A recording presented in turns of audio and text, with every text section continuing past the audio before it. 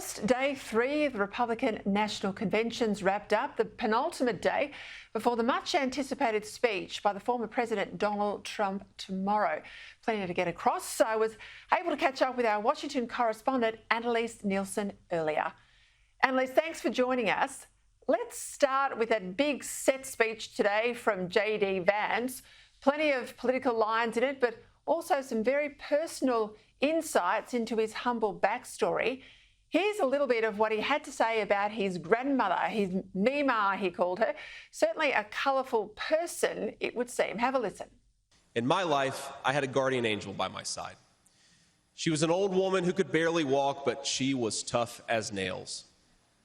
I called her Mamaw, the name we hillbillies gave to our grandmothers. Mamaw raised me as my mother struggled with addiction. Mamaw was in so many ways a woman of contradiction. She loved the Lord, but she also loved the F word. Now, she once told me when she found out that I was spending too much time with a local kid who was known for dealing drugs, that if I ever hung out with that kid again, she would run him over with her car. And then he spoke about his mother, a drug addict for most of his life. Our movement is about single moms like mine, who struggled with money and addiction, but never gave up. And I'm proud to say that tonight my mom is here, 10 years clean and sober. I love you, Mom.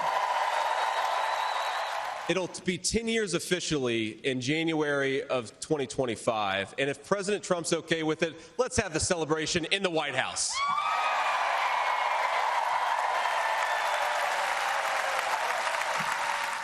Well, Annelise, what did you make of his first big entry into this campaign?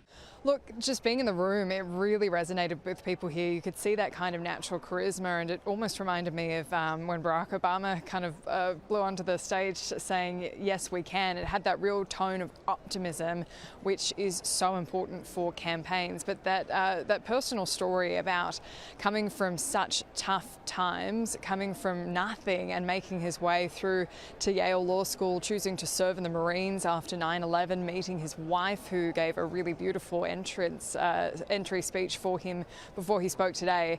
It will resonate with people because they do like to like their leaders. And what we also saw was the mother in the crowd getting hugged by Speaker Johnson, third in line to the presidency, and a former drug addict. And drugs, it's a real topic of conversation at the moment, especially for Republicans as they talk about the fentanyl crisis and how that's been exacerbated by what's been happening at the southern border with the transfer of drugs into the country. There's a lot of sympathy for this topic, and I know that from talking to people around the country who've been touched by fentanyl, by the crisis.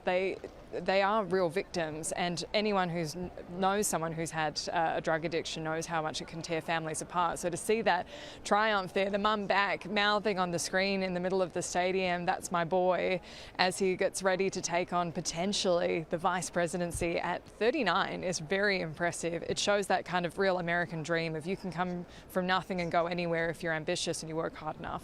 Yeah, well, clearly he's very clever, and that came across not only with the personal stuff we've talked about, but the policy depth in that speech. Quite a bit on trade, quite a bit on economics, and he's got some union support too, hasn't he?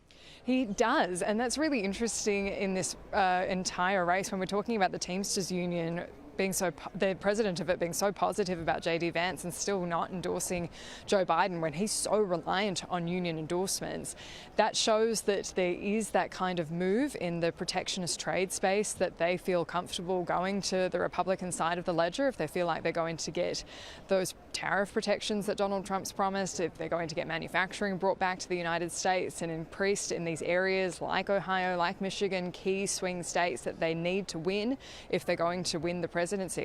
That is critical in this calculus. And JD Vance, I know from people who've worked with him on Capitol Hill, he's known for being someone who's happy to meet with people across the aisle. He's smart. He gets down into the details of policy, and it shows when he's in these kind of environments that he's got that nuance of policy to play with.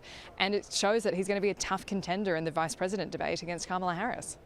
There was also a lot of colour and movement in day 3. We've got Donald Trump speaking, of course, tomorrow on the final day. We heard from Donald Trump Jr., a D-Day veteran, Gold Star families, and one of Trump's own granddaughters. Have a listen. He always encourages me to push myself to be the most successful person I can be. Obviously, he sets the bar pretty high. My daughter-in-law, Sergeant Nicole Leanne G. And she was killed at Abbey Gate in Afghanistan. While Joe Biden has refused to recognize their sacrifice, Donald Trump spent 6 hours in Bedminster with us. It was a day of powerful personal stories, Annelise. What were the highlights for you? I think the highlights in the room, just gauging the audience reaction, it was the Gold Star families, the family members who lost servicemen and women in the withdrawal from Afghanistan, and they were speaking about the fact that it was such a devastating loss for them, that they were horrified by how the withdrawal from Afghanistan played out, and that resonated with a lot of people in the room.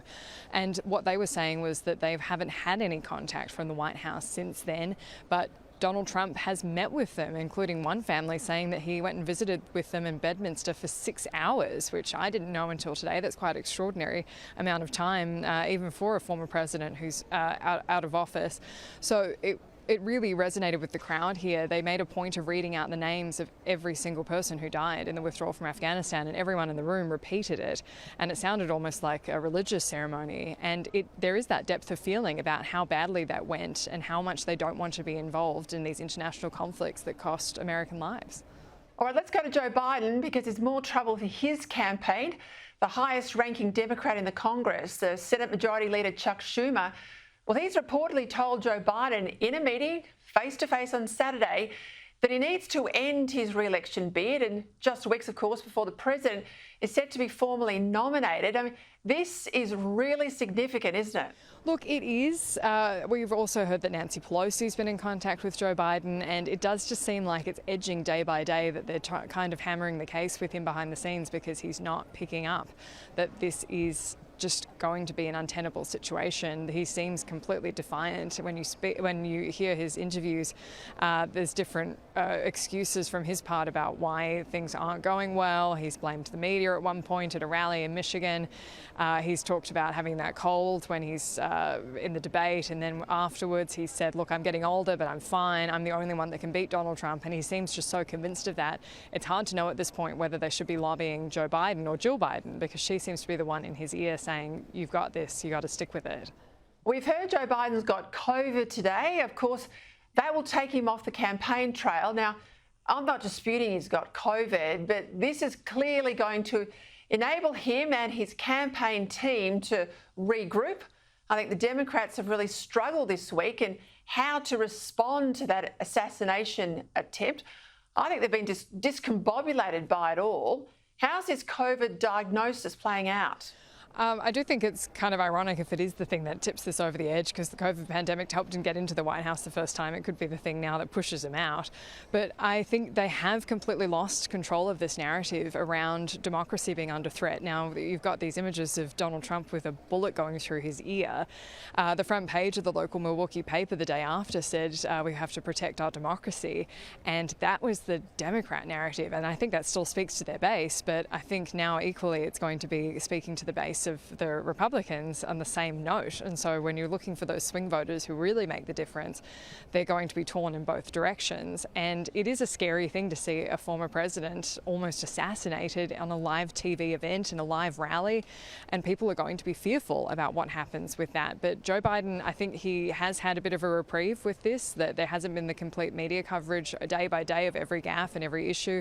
This has been dominating the headlines, but this time out might be the time that enough people can get to him to say, look, this is untenable. And we're only a month away from the Democrat National Convention. They're running out of time to do anything.